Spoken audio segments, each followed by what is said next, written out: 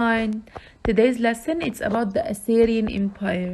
So, as we mentioned before, many other empires such as the Sumerian, the Indus, the Akkadian, so many empires and civilization. So today we will speak or we will have another one.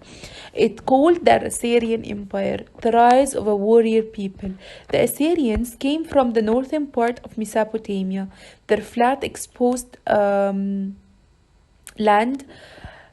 made them easy for other people to attack. Assyrian kings built an empire that stretched from the eastern and northern of the Tigris River all the way to central Egypt. One of these Assyrian kings, Sennacherib, bragged that he had destroyed 89 cities and 820 villages, burned Babylon, and ordered most of the inhabitants to be killed. Assyria was a society that glorified military strength. Its soldiers were well equipped for conquering an empire. Advanced planning and technical skills allowed the Assyrian to lay siege to enemy cities.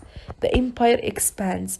Between 850 and 650 BC, the kings of Assyria defeated Syria, Palestine, and Babylonia. Eventually, the Assyrians ruled land that extended far beyond the Fertile Crescent into Anatolia and Egypt. The Assyrian Empire included almost all of the old centers of civilization and power in Southwest Asia. Assyrian officials governed land closet to Assyria as provinces and made them dependent territories. Assyrian kings controlled these dependent regions by choosing their rulers or by supporting kings who allied themselves with Assyria. The Assyrian system of having local governors report to a central authority became the fundamental model of administration or system of government management. In addition, the military campaigns added new territory to the empire.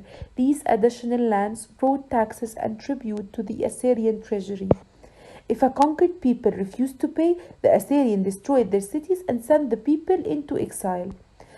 Such methods enabled the Assyrian to effectively govern an extended empire. Assyrian culture. As we mentioned that the culture some Assyria's most featured warriors earned a reputation as great builders.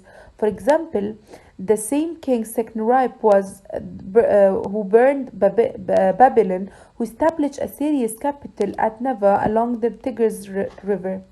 In the ruin of Neva and other Assyrian cities, archaeologists found finally or it's called yes it's fine carved sculptures. Two artistic subjects particularly fascinated the Assyrians: brutal military campaigns and the lion hunt. Neva also held one of the ancient world's largest libraries. In this unique library, King Ashurbanipal